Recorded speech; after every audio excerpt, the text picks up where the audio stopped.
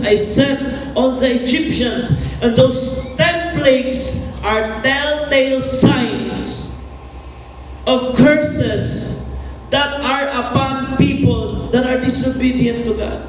I don't have time to enumerate every single one of them. But I believe we can experience this world is cursed. It's cursed by sin. No amount of fun, enjoyment, money can heal the curse. Only Jesus can. That's why we remember the cross. But then there's protection if we remember the covenant. Amen. Remember the covenant. What does it mean to become a covenant person? To be a covenant person means to align ourselves to God.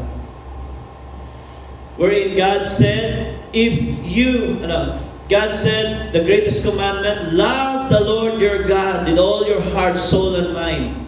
Love others as you love yourself. The Great Commission, go and make disciples, baptize them.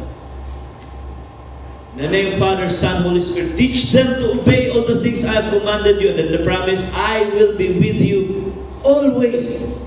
The covenant is Matthew 6:33. Seek ye first the kingdom of God. The kingdom of God, wherein the king is dominating your life. That's the kingdom of God. Seek that first. Unaha, tinguhaa na ang king may mag-govern sa imong kinabuhi. And to be in righteousness, in alignment with Him. Seek first the kingdom of God and His righteousness. And all these things will be added unto you. That's the covenant. Come on, we entered 2016. God has prepared for us beautiful things. But we need to remember our side of the covenant. Our side is to obey God. Our side is to love God, to obey Him, to commit ourselves to Him. Because ato pang kinastorya kanunay, wala pa'y person nga naghatag 100% sa Ginoo sa iyang kinabuhi nga nagmahay. Wa pa ko kita.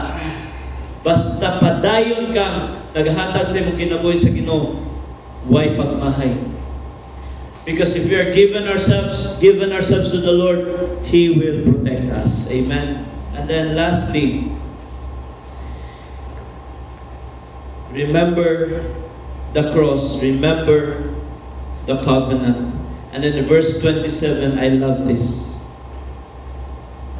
After leaving Mara. Mara is a place of bitterness. We need to leave that place of bitterness. After leaving Mara, the moment they left Mara, the Israelites traveled on to the oasis. Say with me, oasis. Where they found 12 springs and 70 palm trees. They camped there beside the water. Grabe kitagsahan silang spring. In other words, the moment we leave our place of bitterness, God will bring us to a place of abundance. Amen. Ay nagpaabot na beautiful na mga butang. Only when we do the third one, if we remember to continue. Ayaw mabilin. Padayon. Amen. Padayon igsoon. Before we enter 2016, we need to leave our Mara. All the bitterness that 2015 has brought us, dadun to sa cross. And let's be in covenant with the Lord. You know what? Many times we are bitter, we're disappointed. Wala mong gudpod na alay na itong kinabuhi. So wala niabot ng blessing. And sometimes, bisag align kay ta diha sa Ginoo, atong kasing-kasing na diha sa iya. Just like the people of God, they were in alignment. They crossed from Egypt to the promised land. They crossed the Red Sea. But God will just test us. Not for the sake of failing us. God will just test us because He wants to entrust more. Or, gusto, before katagaan sa Ginoo, dagko nga mga responsibilidad, dagko nga mission, kinahanglan matistingan atong kasing-kasing. Dili nimo saligat ang gamayng bata. JV, when you go to BTC, here's 5,000, okay? You do some groceries. Dili pa na kasaligan. Need to test him with 100 pesos, buy some eggs. Amen. Ang tanay mong tapat, masaligan na ba kag itlog? Basig, itlog ang isugo, hotdog yung kita. Kaya mas lamian kag hotdog. Come on, padayon lang. Remember to continue. Amen? How many of you are ready to leave behind Mara? How many of you would like to enter 2016 because you will continue? Despite the bad things, despite the testings, say, God, wag nako naangkon karong tuiga. Lord, I know 2016 I'll enter this year, Lord, with gratefulness. Basin karon na tuig. Amen? Come on, let's all stand.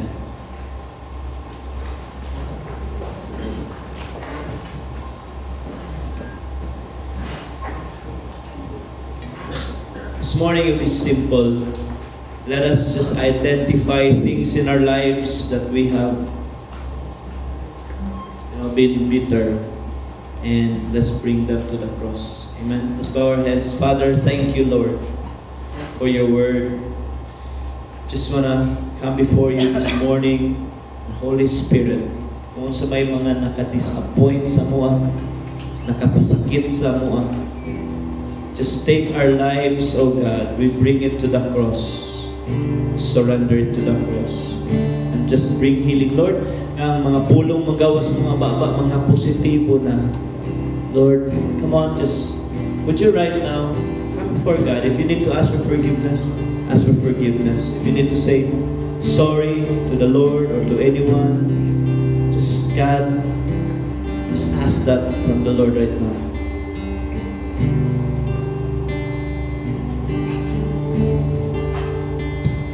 It's you, between you and the Lord. Say, Lord, we're willing to move on. God, we will continue. Maybe you have not done your part of the covenant. Just say, Lord, by your grace, I'll be your disciple. I'll be aligned to you more in 2016. Come on, some of you may have felt kapoy, sulod. You don't know why. You don't want to continue anymore. Well, if you stay at Mara, you'll not be able to enter the promised land. So, no matter how hard it is this morning, by faith, just declare before God, Lord, God is already helping you. That's why you have this word this morning. It's really up to you now. It's up to you to say, God, I'm making that step of faith. Lord, biyaan ako mga kasama. So come on, as we worship God, just do that.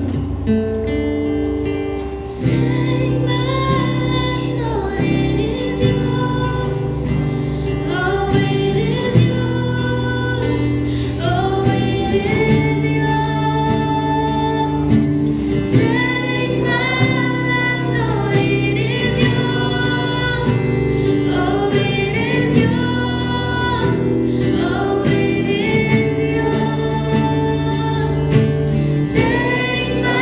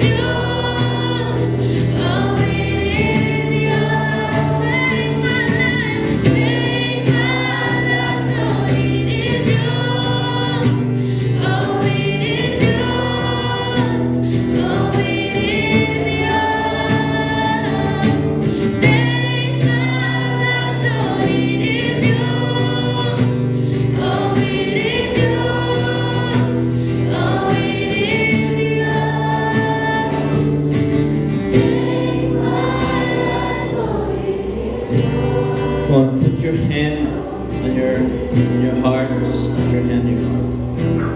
Father, I pray that you would keep each one of us. Lord, thank you for the journey that we've had in 2015. Thank you, they are able to mold us to become what we are right now. Thank you for allowing the pains. Thank you for allowing the tests. Lord, thank you for allowing the disappointments. And God, thank you for the cross, for healing them. As we surrender them before you, sir, people, God, yield before the cross. Salamat sa kapasayloan. Salamat, Ginoo, sa healing. And Lord, these hearts we offer to you. We offer, God, to follow and to obey the covenant, the terms of the covenant. That is to love you with all of our heart, soul, mind, and strength. That is to be a disciple, a follower of Jesus. God, our covenant, our end of the covenant is just to love you, to offer our lives to you, to seek you first. Lord, whatever happens, we'll just continue. These hearts, they're yours. They are yours. God, we're so excited for 2016 because as we prepare, as we remember the cross, as we remember the covenant, and we will remember to continue despite the pains. Thank you, God, that you'll make all things beautiful in your life. Lord, allow your people to reflect, to meditate the last remaining days of this year. And may our hearts be grateful to the things that you have done sa mga kinabuhi. Lord, that we may lift our eyes and our hearts towards heaven and say, God, if not because of you, we have nothing. Lord, we are grateful today and forever. You don't owe us anything, God. We owe everything to you. Yet you choose to bless us. That is for your honor, for your glory. Lord, kung imo may kipanalanginan, dili tungod kay maayo mi. Pero tungod kay maayo ka, ang imong kasing-kasing na mapasundayag nimo sa matag usa kanamo ang imong pagkamaayo. I pray, God, that the world will witness this 2016, the beautiful things you will bring to our lives, and they will be amazed. They will say, wow, and they will glorify you. Lord, salamat. Salamat sa imong pagkamaayo. We bring back all the glory to you in Jesus' name. Amen and amen. Come on, let's clap our hands to the Lord. Maayong buntag sa tanan. We have not finalized, but next at this rate, because we are not sure sa January 4, January 3, karong coming Sunday, because we're thinking of Orchard, but at this rate, ingon na gyapon kada we might as well just stay here lang gyapon. Okay, kinsay mularga sunod semana tas kamo wala diri. Karong Sunday, wala karong Sunday. So we'll still be here next Sunday. God bless. Let's enjoy fellowship sa Matagusan.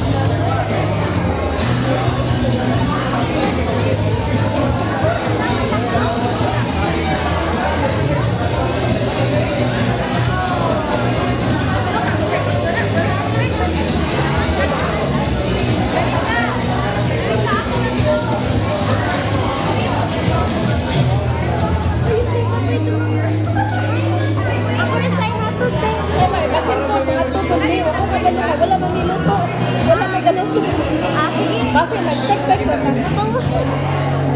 Oli lang ko today yung after kay namin lang ang Mag-text na kasi dito rin na makita. Check sa ito. Yawa, mag-live dito siya. Bye. Mag-live dito siya. Uy!